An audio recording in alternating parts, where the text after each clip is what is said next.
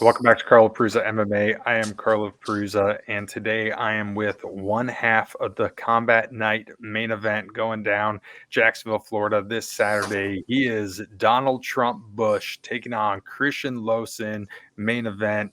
Donald, we're only a couple days out before the contest. Just got done working, back home now.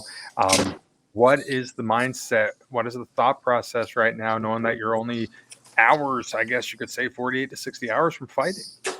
Um, Man, just the same thing. Just being excited, just being happy that I'm able to do this. Thankful that my body's, hold up through the fight camp, and just I just get happy about this. It's like one of the things I just truly love to do, and when I'm not doing it, I'm sad and depressed, and when I'm doing this, I'm the happiest I can be in my life, and so it just makes me happy, really. And even like where most people think you're about to go fight and get punched in the face, like it's what I like to do. Like, so it just makes me happy. You've been doing this for quite a while. I think amateur fights from like 2012, 2011. What got you into the sport? What drew you to this crazy world?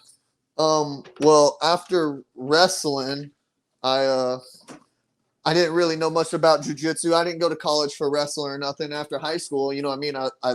I like to compete. I like to do all the, that. And then one day some friend was like, "Hey, you should go try that jujitsu stuff." So I went and started trying it. And then from there, I was like, "This is fun. I want to be here." And then from there, I started taking fights. A lot of people in this year that we're in 2024 watch mixed martial arts. It's become very culturally accepted. It's one of the biggest sports in the world. However, I think many people fail to realize that 15, 20 years ago, the landscape was not like this was. You had senators labeling this as human cockfighting. It was banned in some places. Do you have any crazy fighting stories of maybe some of your earlier contests of promotions with maybe unsafe fighting conditions, mystery opponents, bad medicals, anything kind of nuts? um, so yeah, I actually went out to because of this fighting, like it's just blessed me so many times. Like I've been to Thailand, I've been to Trinidad, I've been to Barbados, I've been to Panama City, Panama. I had 5 fights out there, but when I was in Barbados, I was over there to corner a buddy, because I met the promoter from Trinidad, and then the guy from Trinidad brought me to Barbados, and their main event guy ended up falling out, and I took a fight on a 1 day notice for the 155 Barbados amateur belt, and I ended up winning it. And in other countries they don't really need all the medical and all that stuff. So I was like, yeah, I'll fight. But my game plan, that whole game plan was just take him down and submit him, and don't try to make no bloody war or nothing, because there's no medicals, there's no nothing back in them days. So it was just you show up and fight in these other countries, and have a good time. It looks like here that you have a bunch of amateur contests, at least 12 here, 13 here that have been recorded on Tapology. What was some of the thought process of, having a lengthy amateur career before you transitioned to pro? Um, Really, because as an amateur, I was going to all these places still, and still traveling and having fun. And then, to be honest, at the time when I was coming up, Dean Thomas had a gym here in the Treasure Coast, and he just basically told me, "You're not ready to go pro yet.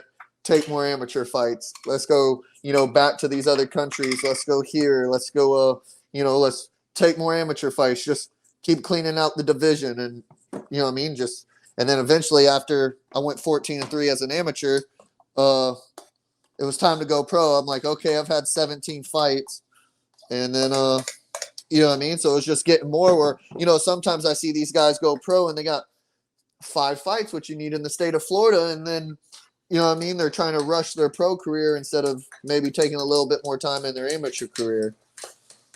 To your point, I was just going to say, you notice now you have some guys who do try to rush it. And I think one of the downsides of that is by the time you want to get pro, in my mind, from outside perspective looking in here, you want to try to be as well-rounded as a fighter as possible. Because in this day and age, you need to be well-rounded to fight for titles and get to the bigger shows. Do you think having a lengthy amateur career allowed you to become more of a well-rounded mixed martial artist? Oh, definitely. Because now, in 5 fights, do you really learn anything? After 17 fights, you kind of learn your own game style, what you like, how's your body do during weight cuts. what weight cuts work better because you might have changed your diet or tried something different.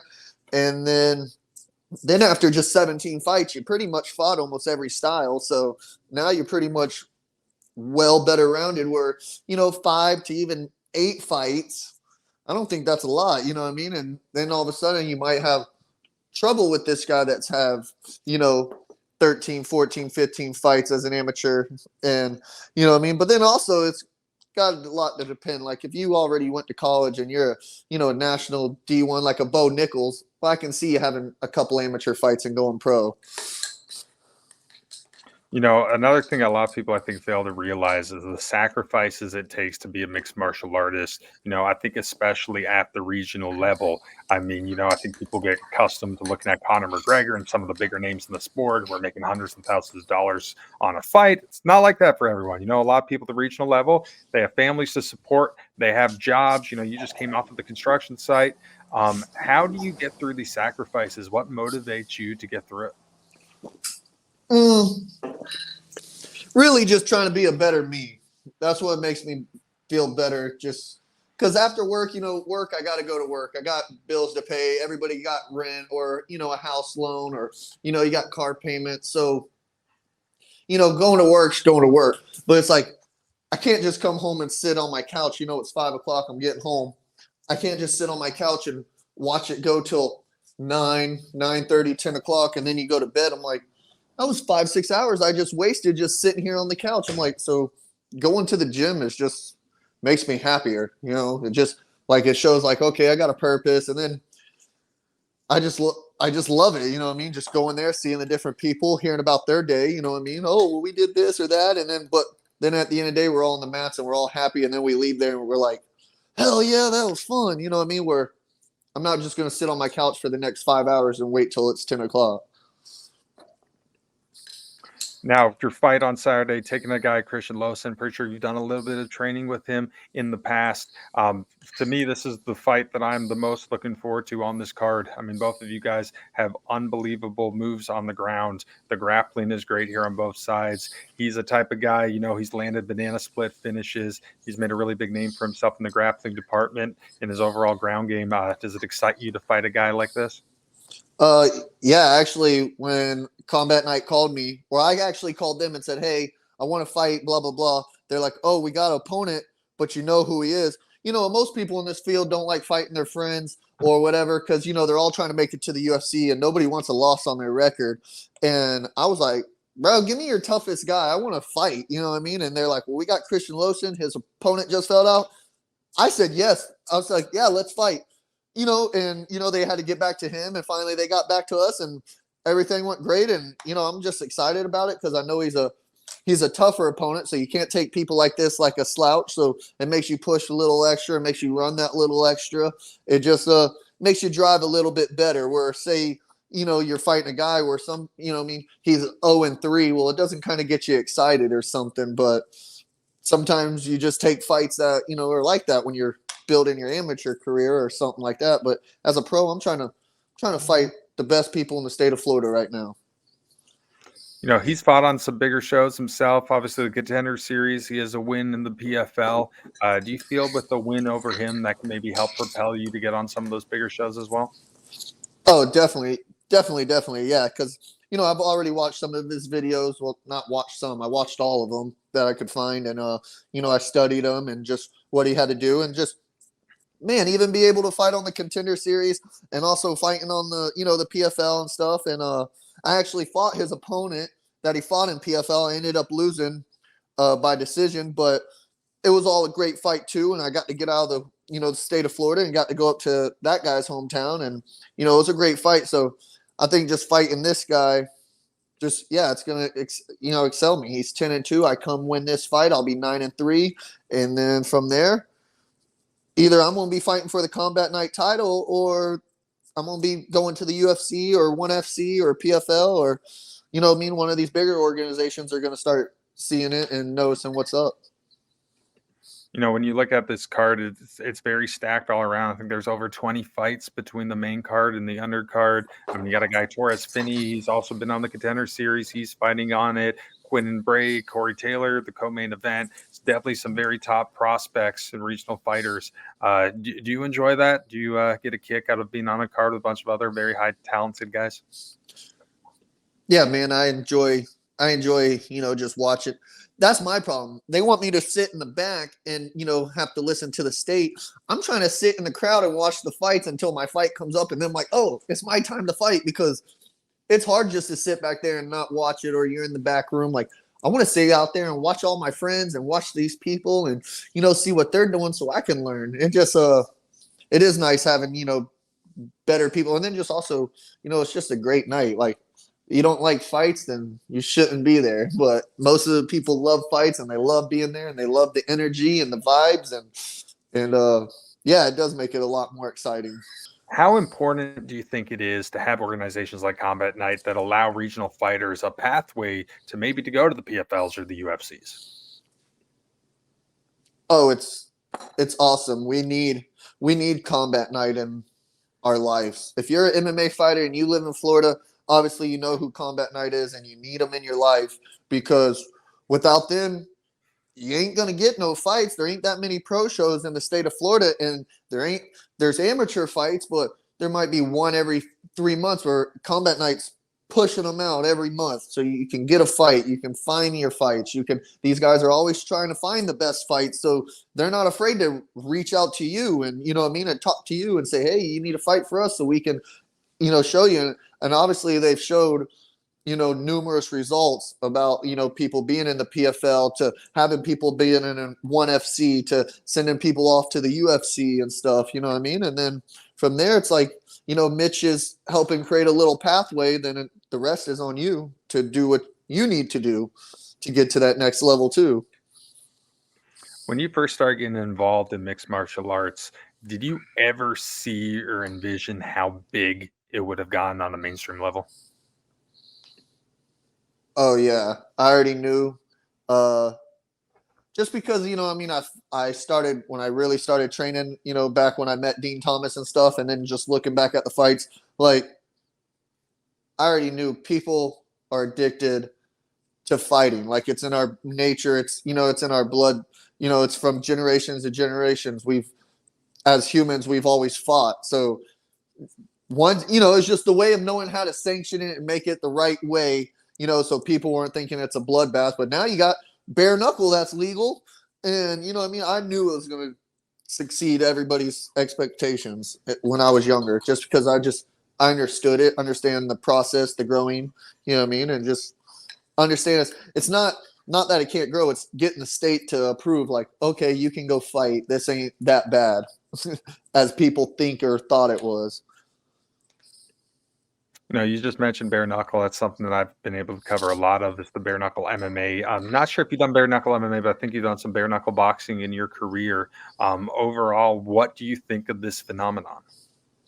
Um, the bare knuckle boxing, it was great. I had a trip to the Hard Rock. I ended up getting knocked out in the fourth round, but that was great. But I'm not a boxer, so I still love the sport and everything, but I won't do no more bare knuckle boxing. But I think I'll do some bare knuckle MMA, because that would be fun. That's different.